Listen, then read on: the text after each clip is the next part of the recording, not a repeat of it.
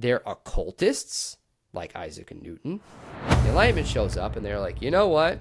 We're going to do all these things. We're going to have a new method. The scientific method, and that's going to solve all problems. We're going to learn all truth about everything. We're going to apply it to the human person. We're going to apply it to government. We're going to apply it to science. We're going to apply it to math. We're going to apply it to education. And why are they so triumphalist about this method? It's like, if you think about it for a second, the scientific method that you were taught in grade school, hypothesis, go test it, change your hypothesis. It's like, is that revolutionary? Not really. I feel like people do this every single day about everything, and people have been doing this for all of human history. It's called, like, have eyes, go look at something. I mean, this is not, when you really think about it like that, like, were people just so dumb that they didn't think to test their hypotheses in the ancient world? No, of course not. That's ridiculous. Right. So why is it championed in this kind of a way? Because it's ideological. Because what's the project of the Enlightenment? The project of the Enlightenment is to build a new worldview for Europe. And that worldview, because they're all post-Christians, and they're all like nominally Christians too, or maybe piously Christians. They're all different kinds of Christians. Descartes Catholic, Kant's a Lutheran. It's like, okay, so they're informed by a Christian aesthetic. They're informed by a Christian ethics, but they can't believe in the theology, and they certainly can't share it together as something that's truly serious. That's a matter of personal opinion. So the Enlightenment's project is to build a new worldview that both replaces and does everything that the old Christendom used to do, and also validates the things that were important to them about Christendom. For example, universal human dignity. Because they're Christians now. Paganism has been extinct from Europe. Nobody's ready to go back to crucifixions and chop your hands off if you're caught stealing a loaf of bread and all the things the Romans did. We don't want to go back there. So we need a new justification for this concept of radical human dignity. And that's where the invention of human rights comes in. And that's where utilitarianism is this new philosophy there's all these attempts to take what's essentially a Christian ethics and rationalize it or justify it through whatever their new religion is. And so the Enlightenment tries to produce this new religion. And it's very ideologically motivated. And I think it's really important to emphasize how ideologically motivated it is, because the way we're taught this in school is that the scientific method is neutral, it's unbiased, it's rational. But if you read the primary sources of the guys who are putting this forward, they do not match these descriptions at all. They're occultists, like Isaac and Newton. They are radically disdainful of tradition and the past, like Kant. They are like playing with really weird premises about how reality works, like Laplace, who thinks that if you know Laplace's demon, this is this idea that if you know the position of every atom in the universe, you would be able to and you have some kind of master algorithm. Like you could predict all future and all past things perfectly. Like you'd have total knowledge of the universe. So they're trying to build this like weird omniscience machine. That's basically what AI is an extension of Laplace's demon. We could talk about that later if you're interested. There's this quest for omniscience, for total power. Descartes is not just like doing geometry for fun. He says that the goal of science is for man to become the lords and possessors of nature. I mean, like these guys are very occultic. They have a very specific worldview agenda, etc. And so this becomes the new religion for modernity, secularism. And secularism, I'll just kind of come to a close here with this part by saying this. What's important to realize about secularism is that it is a religion, and what we mean by religion is a worldview. So you may know that scholars have no agreed upon definition for the word religion. There's no academic consensus about this word. And I think that's kind of silly, because what we're just talking about is worldview. Everybody has a worldview. Stalinism is a worldview. Atheism is a worldview. Shintoism is a worldview. Christianity is a worldview. So secularism is a worldview. It's the worldview of the Enlightenment.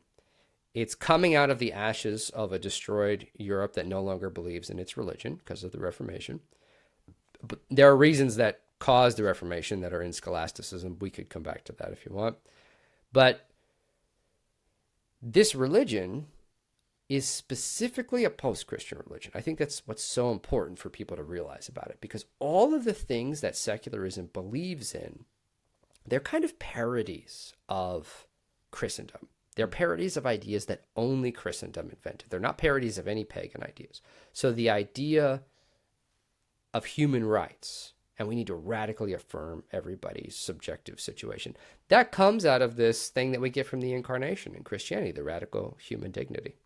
This idea of utopia, that we can just use technology and rationalism to create the perfect utopia on earth, whether that's a fascist utopia or a communist utopia or a liberal utopia, whatever it is, all these utopian projects, that's sort of a parody of the Christian idea of eschaton, the idea of the kingdom of heaven.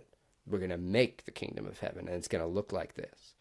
You know, all of these elements, even the belief in rationalism, that's really a Christian idea, a parody of a Christian idea.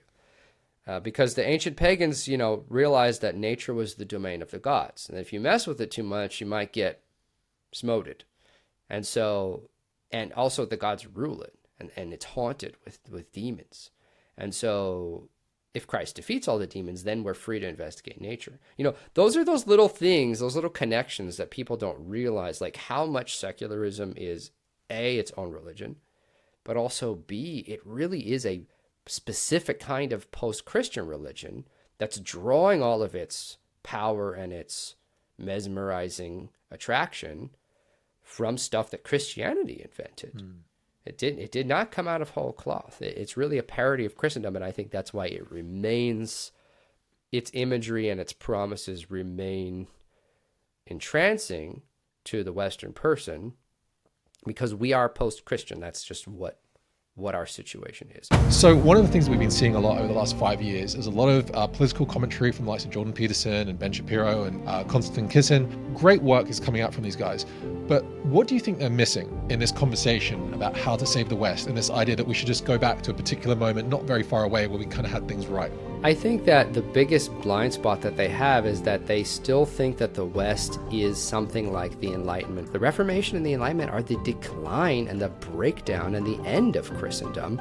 And Christendom is the thing that makes the West uniquely what it is. The Enlightenment said, we're not going to believe in anything at all, religion, history, tradition, etc., except reason and science. Descartes is not just like doing geometry for fun. He says that the goal of science is for man to become the lords and possessors of nature. I mean, note carefully what the serpent says to Eve. He tells her, you shall be as gods.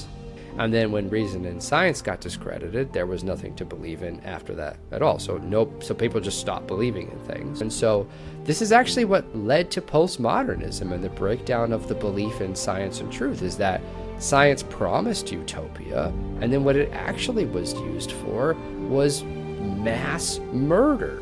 You know, at the beginning of World War I, we were on horseback with sabers, and by the end of World War I, we had built tanks for the first time in human history, and mustard gas, and by the end of World War II, we were nuking each other. I mean, those technologies did not develop in isolation. They were driven by the needs of the secular states to destroy each other. What's left when you don't believe in truth? Because that's the postmodernist claim. What's left is power and pleasure. So you use power to get pleasure. And so a world of violence and self-indulgence is sort of the inevitable world that you get when you stop believing in truth of any kind. Now, what comes after that? I mean, something has to come after this.